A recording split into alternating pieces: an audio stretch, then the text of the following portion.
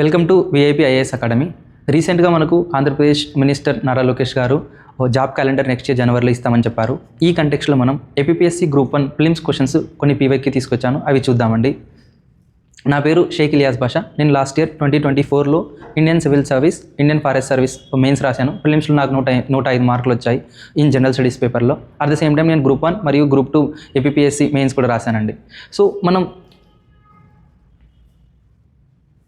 APSC group 1 examination ఎప్పుడెప్పుడు conduct చేశారో చూసుకుంటే 2018లో ఒకసారి, 2022, 2023లో ఒకసారి. ఇది ఇంకా కంప్లీట్ అవ్వలేదు, ప్రాసెస్లో ఉంది. సో ఇందులో మనం ఈరోజు 2018లో వచ్చిన ప్రిలిమ్స్ క్వశ్చన్ హిస్టరీ పార్ట్ చూద్దామండి. మిగతావి నెక్స్ట్ సెషన్లో చూద్దాం. ద ఫస్ట్ క్వశ్చన్ అండి, హిస్టరీలో when did Portuguese admiral Vasco డ గామా కేమ్ టు కాలికట్? భారతదేశంలో సముద్ర మార్గాన్ని కనిపెట్టడానికి యూరోప్ నుంచి, ఎస్పెషల్లీ పోర్చుగీస్ నుంచి భారతదేశానికి వాస్కో డ గామా వచ్చారు. అతను ఏ సంవత్సరంలో వచ్చారని అడుగుతున్నారండి. ఈ కంటెక్స్లో మనం దానికి రిలేటెడ్ పాయింట్స్ చూద్దామండి. వాస్కో డ గామా భారతదేశంలోని కేరళలో కాలికట్ ప్రాంతానికి 1498 మే 17 కాలికట్, అది ఈరోజు కేరళ రాష్ట్రంలో ఉంది, సముద్ర మార్గాన్ని కనిపెట్టడానికి వచ్చారండి. సో ఇక్కడ క్వశ్చన్ ఏం అడిగారంటే ఏ సంవత్సరం వచ్చారు అని అడిగారండి. Answer is 1498. ఇందులో మనకు దీనికి రిలేటెడ్ కొన్ని పాయింట్స్ కూడా చూద్దామండి, ఎగ్జామ్ పాయింట్ ఆఫ్లో హెల్ప్ అవుతాయి. ఇక్కడ ఇతను వాస్కో డి గామాను వెల్కమ్ చేసిన రాజు ఎవరు అని కొన్నిసార్లు క్వశ్చన్లు అడుగుతారు. ఆయన రాజు పేరు జామోరిన్ వంశస్థుడైన రాజా మను విక్రమన్ వర్మ. జామోరిన్ కింగ్ రాజా మను Vikraman Varma.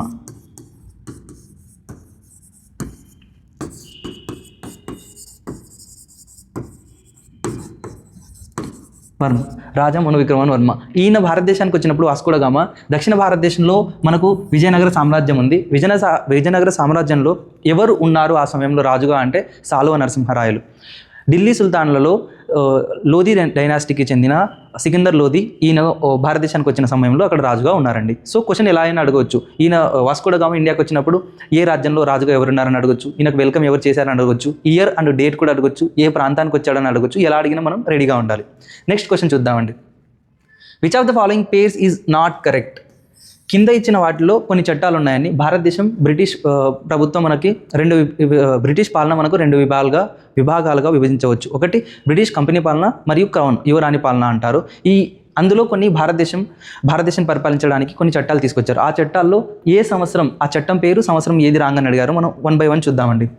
Pits India act 1784 అన్నారు. ఎస్ అండి. William Pitt, the then England prime minister William Pitt మనకు 1784లో చట్టం తెచ్చి కంపెనీ యొక్క కమర్షియల్ యాక్టివిటీస్ మరియు కంపెనీ యొక్క పొలిటికల్ మరియు మిలిటరీ అఫైర్స్ని సపరేట్ చేశారండి. So it is right.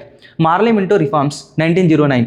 మార్లే అంటే secretary of state and Minto అంటే వైస్రాయ్ ఆఫ్ ఇండియా అప్పటి కాలంలో. 1909లో మార్లే మింటో రిఫార్మ్స్ వచ్చాయి. రైట్ అండి. దీనికి ముఖ్యమైన పాయింట్ ఏంటి, ఇందులో ముఖ్యమైన పాయింట్ ఏంటి అంటే మనకు ముస్లింలకు సపరేట్ ఎలక్టోరేట్ ఇచ్చారు, అది గుర్తుపెట్టుకోండి. తర్వాత పార్టీషన్ ఆఫ్ బెంగాల్ అన్నల్డ్ అంటే ఎప్పుడు రద్దు చేశారు? పార్టీషన్ ఆఫ్ బెంగాల్ 1905లో ఎవరు అప్పుడున్న లార్డ్ కర్జన్ బెంగాల్ని డివైడ్ చేశారు. ఎందుకంటే బెంగాల్ ప్రాంతంలో ఉన్న ఈ ఫ్రీడమ్ స్ట్రగుల్ మూమెంట్ని కర్వ్ చేయడానికి బెంగాల్ని విభజించారు. హిందూ ముస్లిం బేసిస్గా ఈ డివైడ్ చేయడానికి తీసుకొచ్చారు.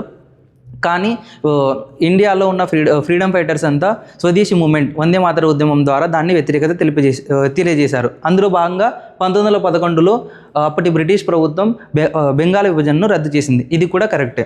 ఇక్కడ మాంటెగు చెమ్స్ఫోర్డ్ రిఫార్మ్స్ 1929 అన్నారు. ఇది తప్పండి.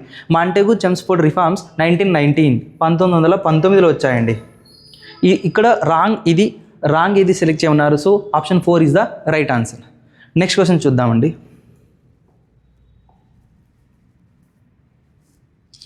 ఇక్కడ మనకు third question, when did the French gain control over Pondicherry అన్నారండి. ఇక్కడ పాండిచ్చేరి అంటే ఫస్ట్ మనం ఏ ప్రాంతాల్లో ఒకసారి చూద్దామండి. పాండిచ్చేరి అంటే నాలుగు చిన్న ప్రాంతాలు, భారతదేశంలో ఉన్న 4 చిన్న ప్రాంతాలని కలిపి ఒక కేంద్ర పాలిత ప్రాంతంగా చేశారు. దాన్నే పాండిచ్చేరి అంటారు. అవి ఏంటి అంటే ఆంధ్రప్రదేశ్లోని యానం, తమిళనాడులోని పాండిచ్చేరి మరియు కరైకల్,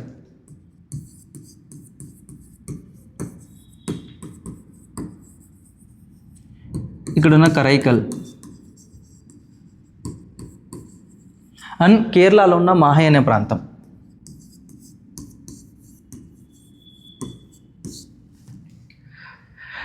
ఇప్పుడు ఈ పాండిచ్చేరి ప్రాంతాలపైన ఫ్రెంచ్ ఎప్పుడు కంట్రోల్ వచ్చింది అంటే మనకు 1697లో ట్రీటీ ఆఫ్ రిస్విక్ అనేది ఒకటి జరిగిందండి.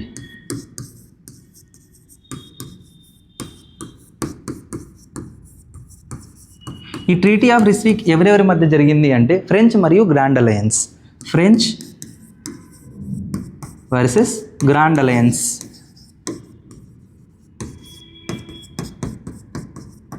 ఈ గ్రాండ్ అలయన్స్ ఎవరెవరు ఉన్నారు సార్ అంటే ఇందులో ఇంగ్లాండ్ ఉంది, డేన్స్ ఉన్నారు, స్పెయిన్ కూడా ఉన్నారు, మిగతా చిన్న చిన్న రాజ్యాలు కూడా ఉన్నాయి. సో ఇక్కడ ముఖ్యంగా ఫ్రెంచ్ మరియు మిగతా యూరోప్ రాజ్యాలకని కూడా చెప్పుకోవచ్చు. సో ఈ ట్రీటీలో భాగంగా 1697 సంవత్సరంలో భారతదేశంలో ఉన్న ఈ పాండిచ్చేరి ప్రాంతాలని ఫ్రెంచ్కి ఇవ్వడం జరిగింది. అప్పటి నుంచి ఫ్రెంచ్ దీనిపైన ఫుల్ కంట్రోల్గా ఉంది. సో ఇక్కడ మనకు సింపుల్గా ఏ ఇయర్ అని అడిగారండి, గుర్తుపెట్టుకోండి, treaty of Ryswick 1697. So next question చూద్దామండి. Who introduced the silver tanka? ఇది కాయిన్ అండి. Silver tanka and the copper jital, ఈ రెండు coins, the two basic coins of the sultanate period. అంటే ఇక్కడ ఢిల్లీ సుల్తాన్ల కాలంలో సిల్వర్ టంకా మరియు కాపర్ జితల్ అనే వాటిని ఎవరు ఇంట్రడ్యూస్ చేశారని అడుగుతున్నారండి. దీనికి ఆన్సర్ ఏమంటారంటే బానిసల వంశ రాజైన లేదా స్లేవ్ డైనాస్టీ కింగ్ అయిన షామసుద్దీన్ ఇల్తుత్మిష్ ఇంట్రడ్యూస్ చేశారండి. ఎవరంటే షామసుద్దీన్ ఇల్తుత్మిష్.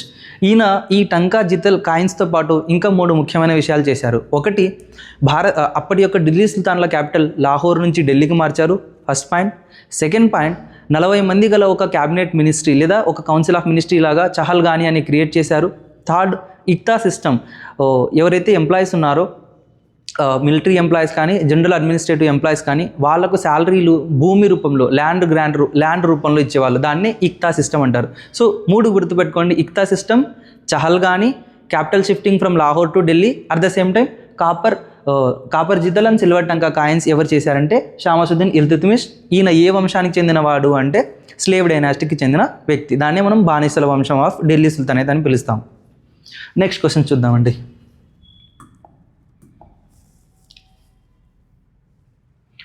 నెక్స్ట్ క్వశ్చన్ అండి, హూ ప్రాపగేటెడ్ ది పుస్తి మార్గ ఏ రిలీజన్ ఆఫ్ గ్రేస్ అన్నారండి.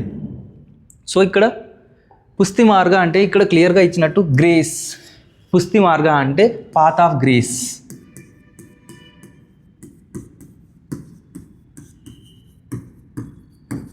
పాత్ ఆఫ్ గ్రేస్ దీన్ని ఎవరిచ్చారు అంటే వల్లభాచార్య.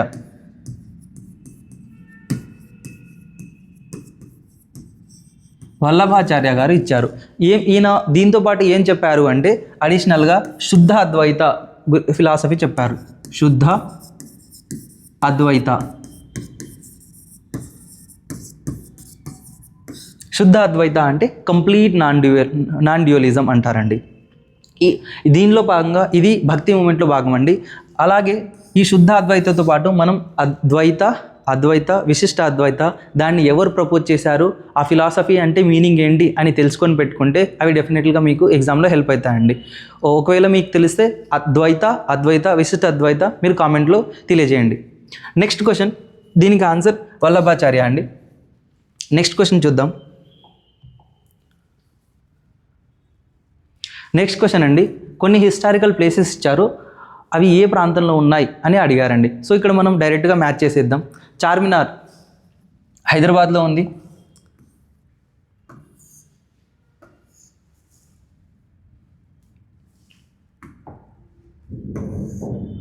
చార్మినార్ హైదరాబాద్లో ఉంది. అండ్ దెన్ అక్బర్ స్టోమ్ సికిందర్ ఆగ్రాలో ఉంది. హుమాయూన్ స్టోమ్ ఢిల్లీలో ఉంది. టోమ్ అంటే ఇక్కడ సమాధి అండి. అండ్ దెన్ తాజ్మహల్ ఆగ్రాలో ఉంది. సో ఇక్కడ క్లియర్గా అర్థమయ్యేది అంటే ఆప్షన్స్ 3, ఫస్ట్ 3 అండ్ సెకండ్ దానికి 4, Humayun storm 1, Taj Mahal 2, 3, 4, 1, 2, 3, 4, 1, 2, option 3 is the right answer అండి. ఈ విధంగా మనకు క్లియర్గా ఈ అక్బర్ స్టోమ్ తెలియకపోయినా మిగతా 3 వాటితో మనం ఆన్సర్ చేయవచ్చండి. సో నెక్స్ట్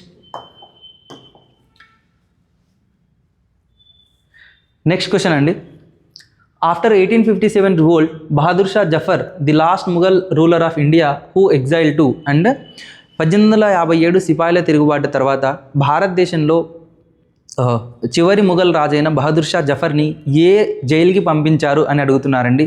ఆ జైలు ఏది అంటే రంగూన్, మయన్మార్లో ఉండే రంగూన్ జైలు అండి. మయన్మార్లో రంగూన్ జైల్ ఇన్ మయన్మార్,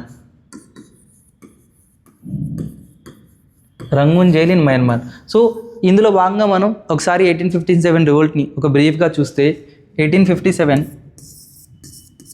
మే 10, ఇది మే 10న స్టార్ట్ అవుతుంది. ఇది డేట్ అండి. ఏ ప్లేస్ అంటే మీరట్, ఇప్పుడు యూపీలో ఉంటుందండి. మీరట్లో స్టార్ట్ అవుతుంది. ఇక్కడ స్టార్ట్ అయింది. ఢిల్లీలో ఉన్న ముఘల్ ఎంపీరియర్ దగ్గరికి వెళ్ళి అతన్ని ఒక హెడ్గా, ఒక రాజు, అప్పుడు యొక్క ఆ యుద్ధానికి సింబల్గా నిలబెడతారు. కాబట్టి ఆ యుద్ధంలో బ్రిటిష్ వాళ్ళు గెలిచిన తర్వాత, వీళ్ళను అణచివేసిన తర్వాత ఇండియన్ లీడర్స్ని అప్పటి ఎవరినైతే హెడ్గా పెట్టారో 1857 రివోల్ట్కి, ఆ చివరి ముఘల్ రాజు బహదూర్ షా జఫర్ని రంగూన్ జైల్, మయన్మార్లో ఉన్న రంగూన్ జైలుకి పంపిస్తారు. ఏ జైలుకి పంపించారనే క్వశ్చన్ అడిగారండి. It is very simple. Next question చూద్దామండి.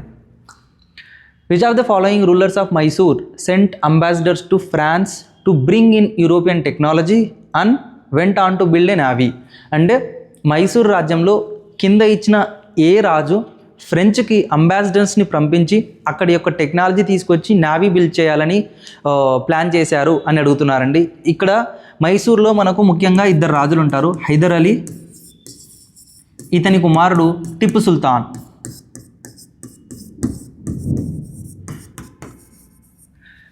జనరల్గా ఈ మైసూర్ అనే ప్రాంతం ప్రజెంట్ ఉన్న కర్ణాటక ప్రాంతంలో ఉంటుందండి. కర్ణాటక ప్రాంతంలో ఇక్కడ అప్పట్లో మైసూర్ సామ్రాజ్యానికి కంటెంపరీగా మద్రాస్ ప్రాంతంలో బ్రిటిష్ వాళ్ళు ఉండేవాళ్ళు. వీళ్ళు పక్కపక్కనే ఉన్నారు కాబట్టి టెరిటోరియల్ క్లాస్, బ్రిటిష్ ఎంపైర్ భారతదేశంలో ఉన్న ప్రతి ప్రాంతాన్ని అక్వైర్ చేయాలనే ఆశతో వీళ్ళతో తరచు గొడవలు పడేవాళ్ళు. సో ఈ విధంగా ఆంగ్లో మైసూర్ మధ్యన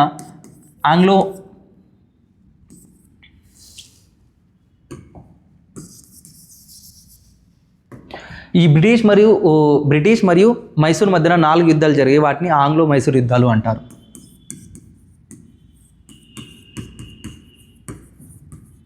ఆంగ్లో మైసూర్ వార్స్ అంటారు. మొత్తం 4 ఆంగ్లో మైసూర్ వార్స్ జరిగాయి. ఏ వార్ ఏ టైం పీరియడ్లో జరిగింది, అట్ ద సేమ్ టైం ఏ వార్ ఏ ట్రీటీతో ఎండ్ అయింది అనేది మీరు నోట్స్ రాసి పెట్టుకుంటే మీకు హెల్ప్ అవుతుందండి. సో ఇక్కడ క్వశ్చన్, ఎవరు సెండ్ చేశారు బ్రిటిష్ వాళ్ళకు వ్యతిరేకంగా మైసూరు తన సామ్రాజ్యంలో నావీని బిల్డ్ చేయాలని ఫ్రెంచ్కు అంబాసిడర్ని పంపించింది ఎవరు అంటే అప్పటి టిప్పు సుల్తాన్ రాజు పంపించారండి. సో నెక్స్ట్ క్వశ్చన్కి వెళ్దామండి.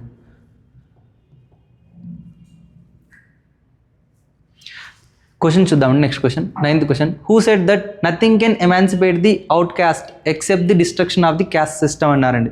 అంటే ఇక్కడ ఒక అవుట్ క్యాస్ట్ అంటే అన్టచబిలిటీ అండి. సాధారణంగా మనకు బ్రాహ్మణ క్షత్రియ,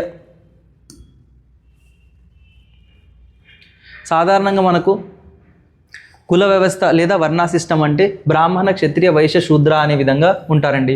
బ్రాహ్మణ, క్షత్రియ, వైశ్య, శూద్ర, ఇక్కడ అన్టచబిలిటీ ఉంటారు. వీటిని అవుట్ కాస్ట్ అంటారు. అన్టచబుల్స్ ఉంటారు, వీటిని అవుట్ కాస్ట్ అంటారు. ఇక్కడ స్టేట్మెంట్ ఏం చెప్పారు అంటే ఎవరు కూడా ఈ సిస్టమ్ని నిర్మూలించలేరు అంటిల్ అండ్ అన్లెస్ ఈ మొత్తం ఎంటైర్ కుల వ్యవస్థని నిర్మూలించడం. కుల వ్యవస్థ అంటే ఇందులో మళ్ళీ హారిజెంటల్గా చాలా ఉంటాయి. ఇట్స్ అ వెరీ ఏమంటారు కాంప్లెక్స్ అండ్ హెటెరోజీనియస్ ఉంటుందండి. ఇందులో మళ్ళీ ఉపకులాలు ఉంటాయి. సో మొత్తం ఏదైతే క్యాస్ట్ సిస్టమ్ ఉందో క్యాస్ట్ సిస్టమ్ని నాశనం చేయకుండా అవుట్ క్యాస్ట్ సిస్టమ్ని నాశనం చేయలేము అని చెప్పిన వ్యక్తి ఎవరు అంటే డాక్టర్ బిఆర్ అంబేద్కర్ గారండి. సో ఇది గుర్తుపెట్టుకోండి. నెక్స్ట్ క్వశ్చన్ అండి. Who wrote why I am an atheist? దీని అర్థం ఏంటి అంటే నేను ఎందుకు రిలీజన్ని నమ్మను. ఎథీయిస్ట్ అంటే ఏదైనా రిలీజన్ని నమ్మని వ్యక్తి అనండి దాని అర్థం. సో ఇక్కడ why I am an atheist defending total rejection of all religion on grounds of human dignity and rationalist logic. మనకు ఫ్రీడమ్ స్ట్రగుల్లో భారతదేశ స్వాతంత్ర ఉద్యమంలో 1928లో ముగ్గురు యంగ్ ఫ్రీడమ్ ఫైటర్స్ ఎవరెవరు అంటే భగత్ సింగ్,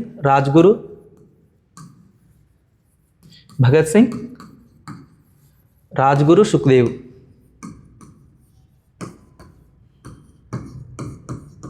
వీళ్ళు ముగ్గురు ఒక బ్రిటిష్ ఆఫీసర్ని చంపేస్తారు. సౌండర్స్ అనే ఒక బ్రిటిష్ ఆఫీసర్ని చంపేస్తారు. At the same time central legislative అసెంబ్లీలో బాంబు కూడా వేస్తారండి వాళ్ళు ఫ్రీడమ్ స్ట్రగుల్లో పాటుగా. సో దీనికి వీళ్ళు ఇలా చేశారని చెప్పి బ్రిటిష్ ప్రభుత్వం వీళ్ళని లాహోర్ జైల్లో ఉంచుతుంది. లాహోర్ జైల్లో ఉన్నప్పుడు 1930లో Bhagat Singh why I am an atheist అనే ఒక ఎస్సే రాస్తారు. ఇక్కడ ఎవరు రాశారు, వై ఐఆమ్ ఎన్ ఎథీస్ట్ అనేది ఎవరు రాశారు అని అడుగుతున్నానండి. సో ఇక్కడ క్లియర్లీ ఆన్సర్ భగత్ సింగ్. వీళ్ళను 1931లో ఉరి తీస్తారు. వీళ్ళు ముగ్గురిని 1931లో ఉరి తీస్తారండి. సో ఉరి తీయడానికి ఒక సంవత్సరం ముందు ఆయన రాసిన ఎస్సేని, ఆయన ఒక గ్రేట్ ఫ్రీడమ్ ఫైటర్ కాబట్టి ఎగ్జామ్లో అడిగారండి. సో ఈ విధంగా మనం నెక్స్ట్ క్వశ్చన్స్ కూడా చూద్దామండి వచ్చే నెక్స్ట్ వీడియోస్లో. Thank you.